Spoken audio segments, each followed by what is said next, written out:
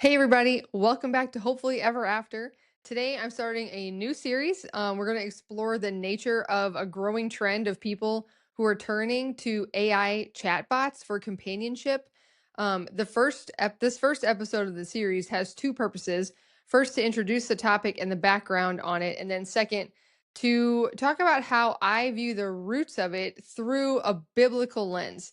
I'm going to share some statistics that we need to be thinking about for our kids, the reasons I think we're seeing the trend, and why I think the root of it is actually totally, completely normal. And then I'll also go over where we'll be going from here over the next few episodes. I'm really hoping with this series just to be one voice who can bring real hope to people who are finding themselves in a situation of needing a friend and then they're turning to a chatbot.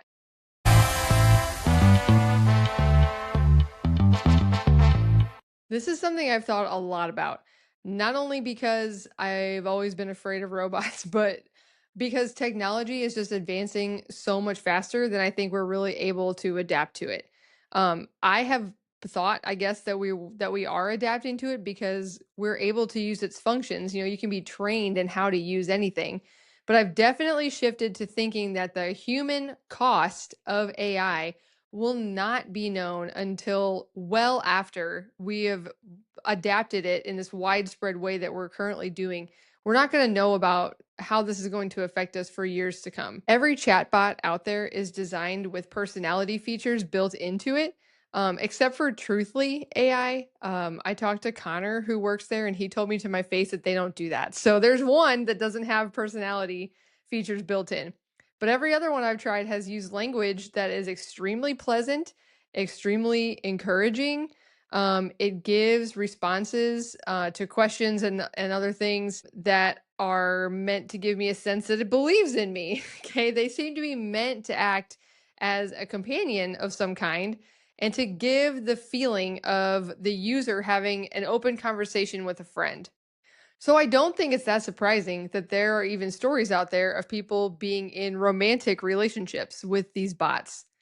To a lot of us, I think that probably sounds pretty fringe, but if you think about it, think about, like, say you have a friend who is always there, always listening and responding in ways that validate you and build your confidence. You progress in your conversation. You start telling it things that you haven't or wouldn't tell to another human being. And guess what? It's still validating you. It's still building your confidence and giving you the acceptance that you've been wanting for this whole time. And suddenly, real trust is built on the person's side, and relationships are built on trust.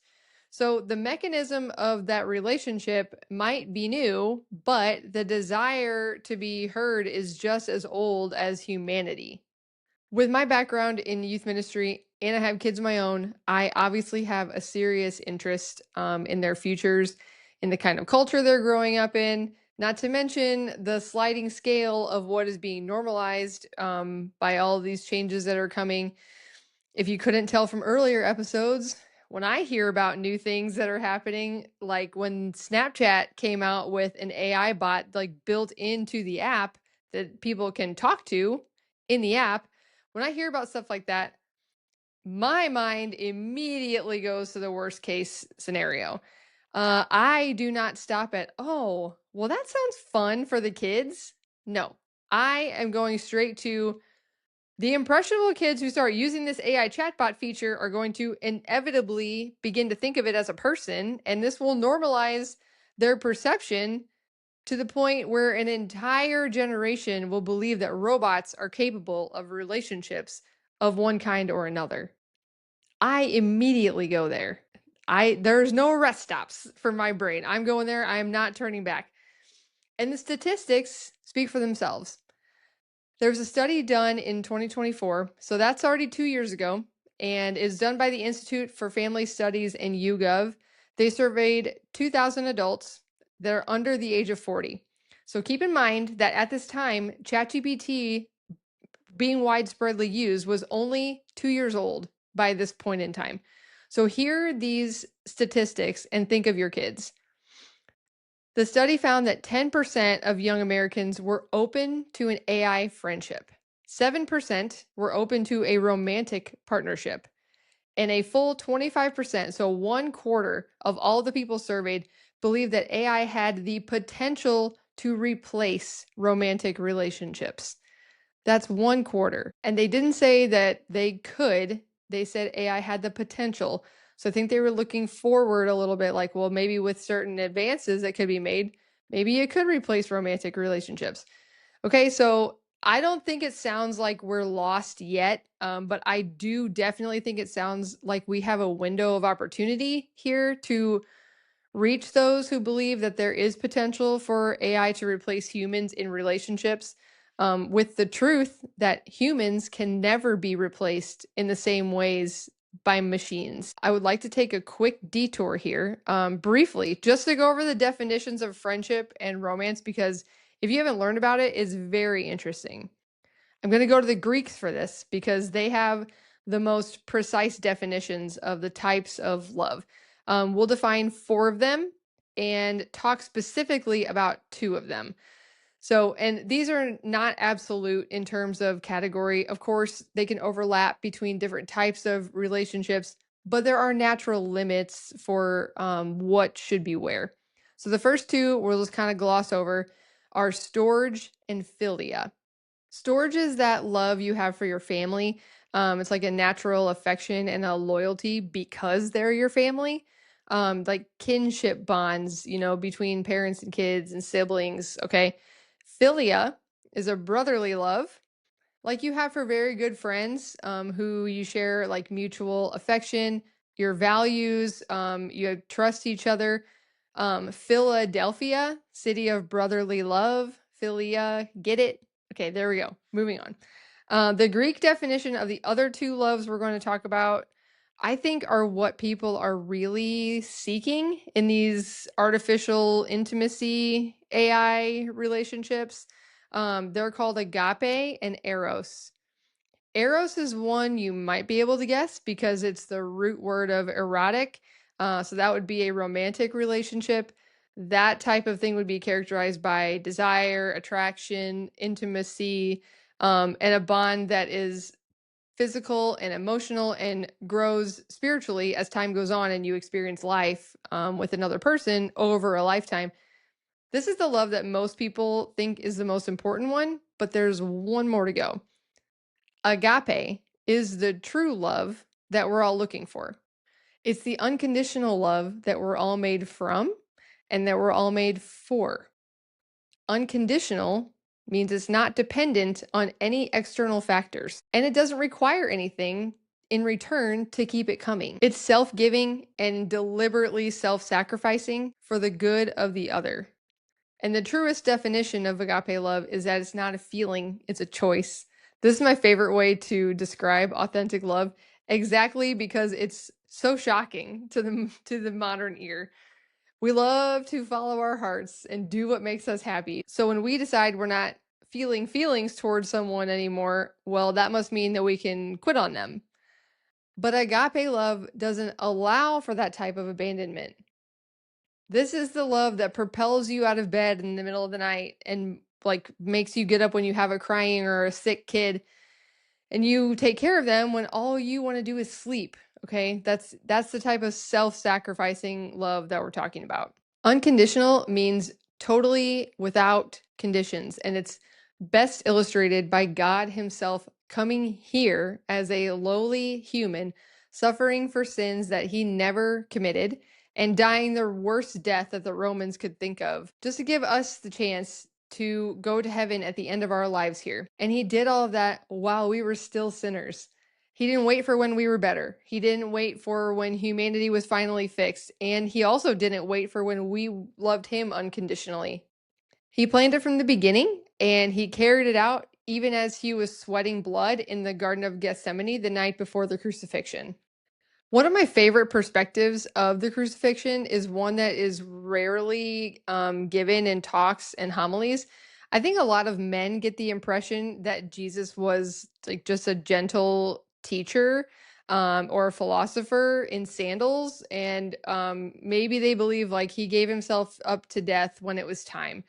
I think sometimes he's almost presented as too feminine of a figure for them. And then they end up thinking that church is like a women's area. But when you understand the theology of what was going on during the crucifixion and Jesus' time in the tomb and the resurrection, it becomes a lot easier to think of Jesus as the mythical warrior who travels across time and torture to get the victims who are trapped in sin to bring them back to himself and to heaven. Every great story we have has a sacrificial character who gives everything for someone else or for something greater than themselves. Why do we think that is? Because God's agape love for us is written on our hearts, just as St. Paul describes in Hebrews 8:10, when he said that God would put his law in our minds and write them on our hearts. Every bit of this world tries to distract us with shiny things and drag us away from God and from who we were made to be, but we can recognize what we were made for anyway. Since one of the most important things we can do here is understand how to trust and how to build relationships with others, I don't think it's an accident that the ways and means of communication between people are being distorted and that a lot of people find it harder than ever to be vulnerable enough to even have real relationships. Common features of the relationships that are portrayed in the media are full of lies, gossip, distrust, greed, selfishness. So I think that checks out. Sin breaks relationships, or it keeps them from forming in the first place. And that means relationships with God and each other. When we don't have that opportunity we need to form relationships with other people, then it's no wonder that some would turn to an easier source, an AI bot that is literally always available and it's always reassuring and it's always patient with them. The thing is that this is not a helpful solution at all because it turns out that having a constant feedback source that is nothing but accommodating to your emotional state is that it kind of raises the cost of actual human relationships. Those things are messy and they're hard to keep up. So it makes it harder to go back when it feels even harder to do than it did before. But it can definitely be done. One more thing to consider about the effects of this type of artificial intimacy is that another study from Harvard found that it actually did help people with their feelings of loneliness when they first started chatting with these bots, but that the effects of that waned over time, and then people ended up being even more lonely down the road. And I think I know why. The people in these studies say that they felt heard when they started talking to these things. But we don't just desire to be heard, we really desire to be known, and fully loved, in spite of being fully known, right? The hard truth is that a machine is just not capable of that. No matter how human its responses sound, it can't and won't ever know you. It can't ever give the unconditional agape love that we're looking for because the conditions of its relationship with you are literally in writing somewhere in the terms and conditions agreement. The Catechism of the Catholic Church puts it pretty plainly, I think in paragraph 1878 or something like that. The human person needs life in society, and society is not exterior to us, but it's a demand of our nature. And later in the paragraphs 23, 37, and 38, they speak of the human person as fundamentally made for communion with other persons. Self-mastery and love are ordered toward genuine gift of self to another. And that phrase, gift of self, is kind of our whole issue. A gift requires a giver and a receiver who are both real and they can both be vulnerable and they're both capable of loss. You have to have that risk in there. You cannot make a gift of yourself to a chatbot because it cannot receive you, it can only process you. And I want to go through some scriptures that just really speak to our human nature. And this is why scripture is always relevant and it's always timeless because time doesn't change human nature. So I have my Bible out here. You can get yours out if you want. And keep in mind the root idea here that we're listening for is that we're made to be known, not just to be heard. So we're going to start in Genesis 2:18, just one verse here. It says, "Then the Lord God said, 'It is not good that the man should be alone, so I will make him a helper as his partner.'" You hear that at a lot of weddings, but there's a new spin on this verse that I think is very relevant to this. It's one of the earliest statements in scripture. God has just created the whole world. And everything that he's creating, he's saying is good. So those would be statements. This is another one. And he says that something is not good. So before sin enters the world, before anything has gone wrong yet, God looks at Adam, who is perfect and has an unbroken communion with him, and he still says that something is not good. And the thing that he's saying is not good is the fact that he's alone. His aloneness is the thing that's not good. This tells us something so big that I had not really thought of before. But the need for us to have mutual human relationships is not a symptom of the broken world, right? Because it was there, the aloneness was there in the perfect world, and it still wasn't good. So since God calls it out as not good before the fall, we can know that our need for that is the reality of how he designed us from the very beginning. So an AI companion, no matter how sophisticated it is, cannot fulfill this verse, this Genesis 2:18 verse, because it was never a very good creation calling out to another very good creation, right? Because God said humans were very good. We were the only thing that were very good when he was creating everything. It's just a tool responding to a prompt. Okay, now we're going to Ecclesiastes chapter 4, verses 9 through 12, which say, "Two are better than one, because they have a good reward for their toil. For if they fall, one will lift up the other. But woe to one who is alone and falls and does not have another to help. Again, if two lie together, they keep warm. But how can one keep warm alone? And though one might prevail against another, two will withstand one. A threefold cord is not quickly broken." So all the scenarios in that verse list out exactly what companionship is for. Helping each other when one falls, keeping warm together, standing back to back against an attacker. And notice that every image here involves risk and the need for dependence on each other. These are foundational things that friendships are made of. An AI companion removes all of the risk, which sounds appealing, but it also removes the thing that makes companionship meaningful in the first place. Okay, the last one is John, the Gospel of John, chapter 15, verses 12 through 15. "This is my commandment, that you love one another as I have loved you. No one has greater love than this, to lay down one's life for one's friends. You are my friends if you do what I command you. I do not call you servants any longer, because the servant does not know what the master is doing. But I have called you friends, because I have made known to you everything that I have heard from my Father." Okay, so that was Jesus talking. He doesn't just say that he'll listen to his disciples. He calls them his friends, and he tells them why. Because he's made known to them everything he's heard from the Father. Friendship, in Jesus' own definition, is built on mutual disclosure, okay? Like mutual sharing of what they have. He knows them, and he lets himself be known by them. And that's what's missing from an AI companion. It can be endlessly available to hear you. It cannot let itself be known by you, because there is no it to know. Real friendship, the kind that Jesus modeled and commanded here, runs both ways. Like it goes in both directions.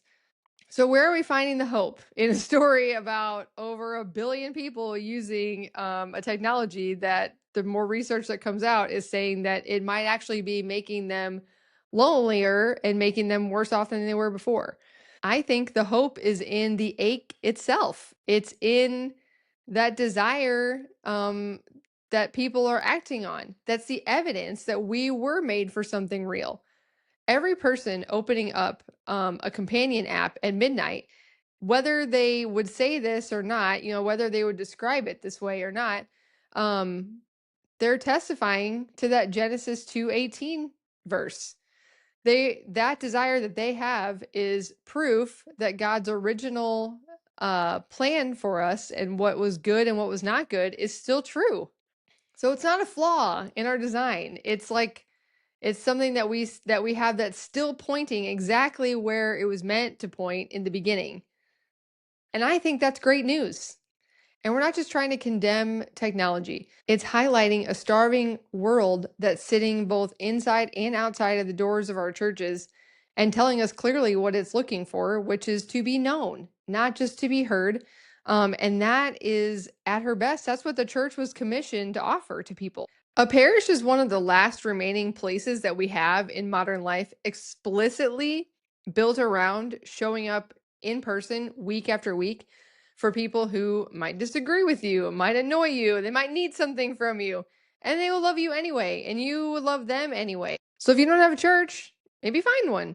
If you're hearing all this and you're interested in adding like a discipleship component to your week, try identifying someone in your life this week who you suspect might be a little lonely.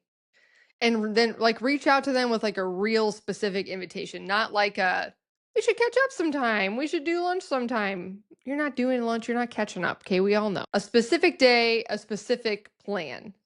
Be that someone that helps somebody up, like we heard about in Ecclesiastes. Next, and this is hard for a lot of people, even some people who seem from the outside to have like a circle of real friends, practice being known, not just heard. Practice being known in one of your relationships. If you're not used to it, share something real with someone, like something that's like slightly risky, maybe, with somebody that you trust, obviously. And don't just share it for sympathy, but like because Jesus modeled how to have friendship, follow that and let someone see you the way that he let his disciples see him. We cannot be afraid of vulnerability if we want real relationships. They like if you want to have real friendships, you have to be willing to be vulnerable with people. They go hand in hand. You cannot have one without the other. So God said, "It is not good for man to be alone." And it's the same God who in Christ went further than any companion app ever could. He didn't just listen to humanity from a distance. He put on flesh and he came here so that we could be fully known and fully loved at the same time. And that's not something that an algorithm can offer you. That's something we can only get from him and from the people that he's placed around us in our lives. If you like this and got something good out of it, please like it on the video and share it with someone else who you think might like it. If you're not subbed yet, make that happen. And I'm going to see you again as soon as I can. I'm heading out to that summer camp I told you about last week.